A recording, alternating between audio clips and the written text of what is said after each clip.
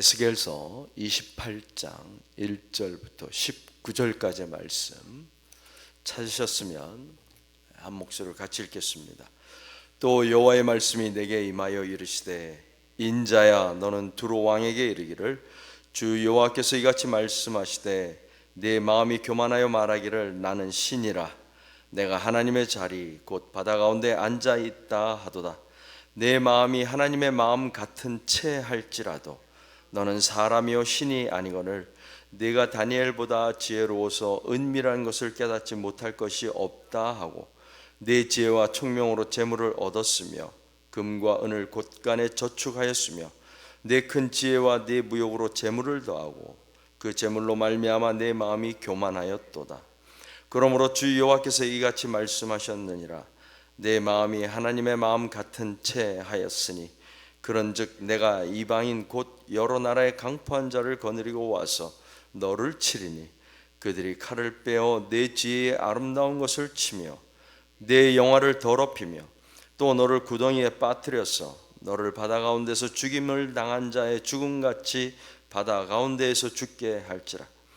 네가 너를 죽이는 자 앞에서도 내가 하나님이라고 말하겠느냐? 너를 치는 자들 앞에서 사람일 뿐이요 신이 아니라 네가 이방인의 손에서 죽기를 할례 받지 않은 자의 죽음같이 하리니 내가 말하였음이니라. 주 여호와의 말씀이니라 하셨다 하라. 여호와의 말씀이 또 내게 임하여 이르시되 인자야 두로 왕을 위하여 슬픈 노래를 지어 그에게 이르기를 주 여호와의 말씀에 너는 완전한 도장이었고 지혜가 충족하며 온전히 아름다웠도다. 네가 옛적에 하나님의 동산 에덴에 있어서 각종 보석 곧 홍보석과 황보석과 금강석과 황옥과 홍만호와 창옥과 청보석과 남보석과 홍옥과 황금으로 단장하였으며 네가 지음을 받던 날에 너를 위하여 소고와 비파가 준비되었도다. 너는 기름 부음을 받고 지키는 그룹이며 내가 너를 세우매 네가 하나님의 성산에 있어서 불타는 돌들 사이에 왕래하였도다. 네가 지음을 받던 날로부터 내 모든 길에 완전하더니 마침내 네게서 불의가 드러났도다. 네 무역이 많음으로 네 가운데 강포가 가득하여 네가 범죄하였도다. 너 지키는 그룹아, 그러므로 내가 너를 더럽게 여겨 하나님의 산에서 쫓아냈고 불타는 돌들 사이에서 멸하였도다. 네가 아름다움으로 마음이 교만하였으며 네가 영화로움으로 네 지혜를 더럽혔으며 내가 너를 땅에 던져 왕들 앞에 두어 그들의 구경거리가 되게 하였도다. 네가 죄악이 많고 무역이 불의함으로 네 모든 성소를 더럽혔으며 내가 네 가운데에서 불을 내어 너를 사르게 하고 너를 보고 있는 모든 자 앞에서 너를 땅 위에 재가 되게 하였도다. 만민 중에 너를 아는 자가 너로 말미암아 다 놀랄 것이며 네가 공포의 대상이 되고 네가 영원히 다시 있지 못하리로다 하셨다 하라. 아멘.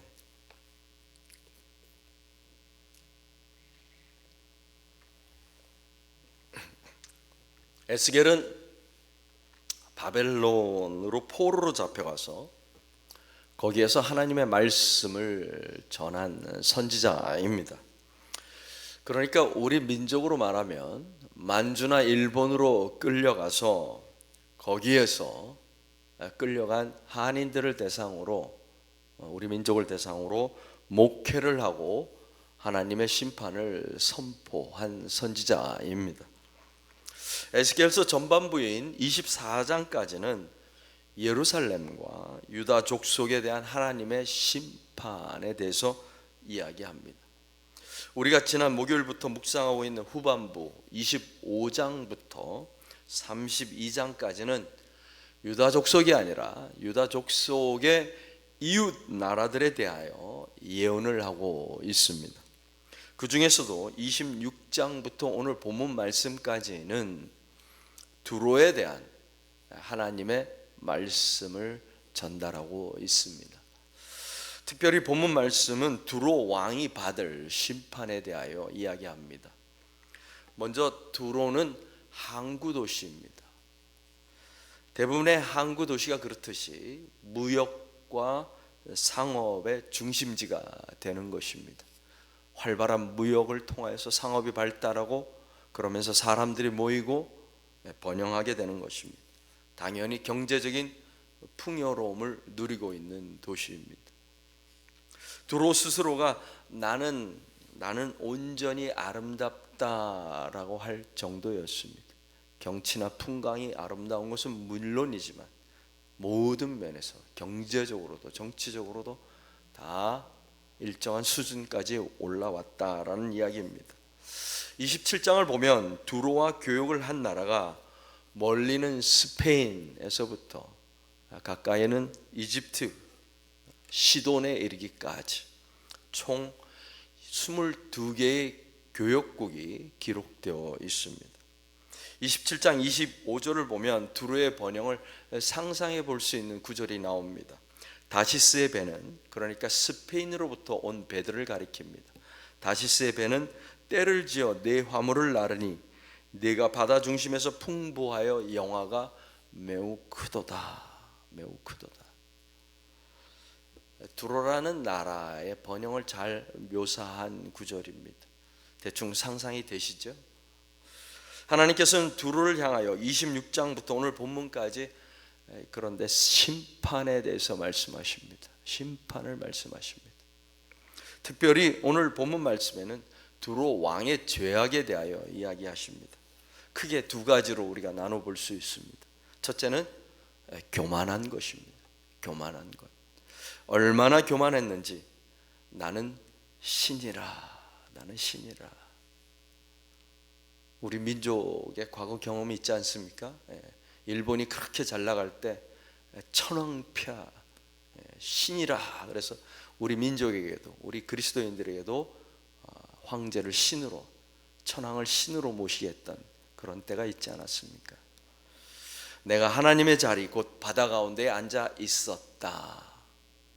이것이 두로 왕의 이야기입니다. 우리 중에 나는 신이다 라고 말할 수 있는 사람이 누가 있겠습니까? 정신병자 아니면 사이비 교주 정도 되는 사람, 그런 사람들만 내가 하나님이다 라고 말할 수 있는 것입니다. 그런데 오늘날 사실 우리가 입으로는 그렇게 말하는 사람이 있다면 미쳤다라고 할 것입니다. 하지만 사실 우리는 행동으로 신처럼, 신인 척, 하나님인 채 하면서 살아가고 있다는 것입니다. 나는 하나님의 자리에 있다라고 우리의 삶으로, 행동으로 그렇게 살고 있다는 것입니다. 3절, 나는 다니엘보다 지혜로워서 은밀한 것을 깨닫지 못할 것이 없다. 우리도 마찬가지입니다. 예배당에 와서 하나님의 말씀을 귀로는 열심히 듣지만 마음이 교만해져서 예배당 문 밖을 나가자마자 자기 마음대로, 자기 고집대로 살아가는 것이 우리의 모습인 것은 부인할 수 없습니다. 4절, 5절, 내가 나의 지혜로 나의 수완으로 재물을 더하였다라고 말합니다. 우리가 지나온 세월을 돌아보면 다 아시죠? 재물이라는 것이 한순간에 왔다가 또 한순간에 사라지기도 하고 다시 모이기도 하고 다시 흩어지기도 하고, 돌아보면 내 뜻대로 됩니까? 심지어 많은 재물을 모았다고 해도 마지막에는 병원으로 그 재물을 다 가져가고 다 써보지도 못하고 죽는 것이 인생이지 않습니까? 그런데 두로는 지금 자기가 쌓아놓은 재물을 가지고 교만한 것입니다. 그래서 하나님께서 말씀하십니다. 네가 하나님 흉내를 내었으니, 네가 하나님인 채 했으니 내 능력도 보여라. 내 능력도 보여라. 환난과 고난이 닥쳐오고 하나님의 심판이 찾아왔을 때 내가 신적인 능력이 있다면 그 능력을 나타내 보라. 나타내 보이라고 말씀하시는 것입니다. 하나님인 채 하지 말고 하나님의 능력을 보여라. 말로만 떠들지 말고 능력으로 증명하라. 두 번째는 교만함에서 비롯된 불의와 죄악입니다. 하나님께서 11절 두로를 완전한 도장, 그러니까 마침표를 찍듯이 완벽한 걸작이라고 말씀하십니다. 지혜가 충만하고 아름다운 나라입니다. 14절 기름 부음을 받고 지키는 그룹이라고 말씀하십니다. 그룹은 에덴 동산을 지키는 존재입니다. 하나님의 일꾼입니다. 두로에게 지혜를 주셔서 귀한 일들을 맡겨 주셨습니다. 그러나 두로는 하나님께서 주신 능력을 가지고 자기 자신의 유익을 위하여 불의와 죄악을 서슴지 않았던 것입니다. 16절 내 무역이 많음으로 내 가운데에 강포가 가득하여 내가 범죄하였도다. 다시 말하면 두로의 비즈니스가 점점 더 커지고 더 바빠지고 있다는 것입니다. 부와 재물이 크게 쌓여가는 것을 보고 두렵고 떨림으로 겸손함을 선택한 것이 아니라 오히려 재물을 더하기 위하여 폭력과 사기를 서슴지 않았다는 것입니다. 내 무역이 많아져서 오히려 범죄한 것입니다. 여기에서 멈추지 않습니다. 17절 내가 아름다움으로 마음이 교만하여졌다. 하나님의 선물 아름다움을 인하여 겸손해진 것이 아니라 마치 자기가 노력해서 얻은 것인 양 마음이 교만하여졌다. 또 내가 영화로움으로, 그러니까 잘 나가다 보니까 어떻게 됩니까? 지혜가 사라지게 된 것입니다. 눈에 보이고 화려하고 대접받는 것에 익숙해지니 지혜가 흐려진 것입니다. 18절 내가 죄악이 많고 무역이 불의함으로 내 모든 성소를 더럽혔다. 욕심이 잉태하여 죄를 낳고 죄가 장성하여 사망을 낳느니라. 비즈니스가 커지면 커질수록, 사람들의 박수갈채가 커지면 커질수록 불의는 쌓여가고 우상숭배는 더 심해져가고 교만은 하늘 찌르고, 이것이 두로왕만의 문제입니까? 아니면 오늘 우리의 문제이기도 한 것입니까? 결론은 이렇습니다. 너를 땅 위에 죄가 되게 하겠다. 내가 영원히 다시 잊지 못하리로다. 땅에서 사라지게 하겠다는 하나님의 선포입니다. 두로의 왕이 이렇게 교만한 말과 불의와 죄악을 두려움 없이 할 수 있는 이유는 두로의 번영이 교만이 되었다라는 말입니다. 두로의 부와 힘과 자랑이 오히려 두로를 망치는 결과를 가져왔다는 것입니다. 사실 이것은 꼭 두로가 아니더라도 세계 역사를 살펴보면 힘과 부를 자랑하던 나라들, 소위 말하던 패권국들이 겪었던 흥망성쇠의 역사이기도 한 것입니다.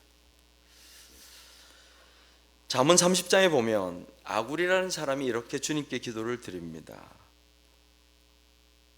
곧 헛된 것과 거짓말을 내게서 멀리하옵시며 나를 가난하게도 마옵시고 부하게도 마옵시고 오직 필요한 양식으로 나를 먹이시옵소서. 혹 내가 배불러서 하나님을 모른다 여호와가 누구냐 할까 하오며 혹 내가 가난하여 도둑질하고 내 하나님의 이름을 욕되게 할까 두려워함입니다.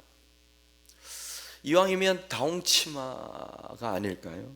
재물도 많고 예수도 잘 믿고 세상에서 좀 편하게 살고 좋은 일도 많이 하고 그리고 천국까지 갈 수 있다면 꼭 먹고 알 먹고 도랑치고 가재 잡고 얼마나 좋을까요?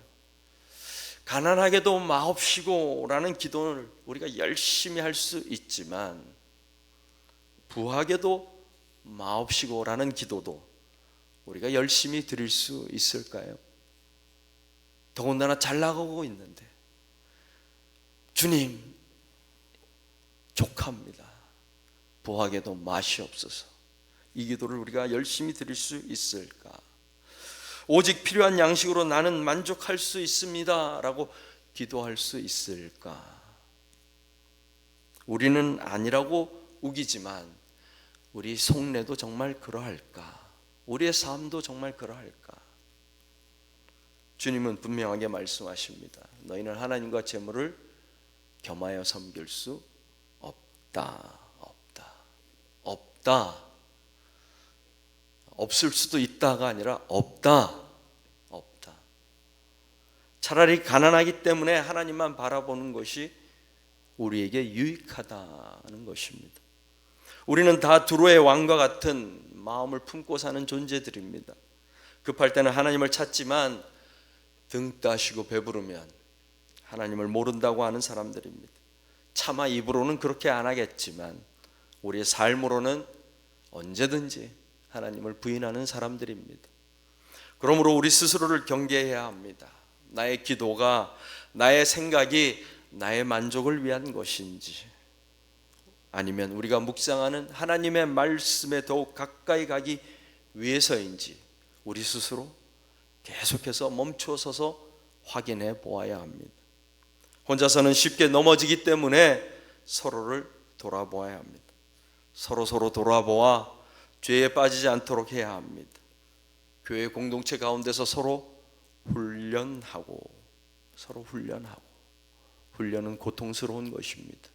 서로 훈련하고 서로 배우고 서로 격려하며 하나님 앞에 겸손한 법을 배워가야 합니다. 날마다 말씀을 묵상하며 또한 믿음의 공동체 속에서 형제 자매들과 부대끼며 티격태격하며 성숙된 자리로 나아가는 우리 모든 하나님의 백성들이 되기를 바랍니다. 기도하겠습니다.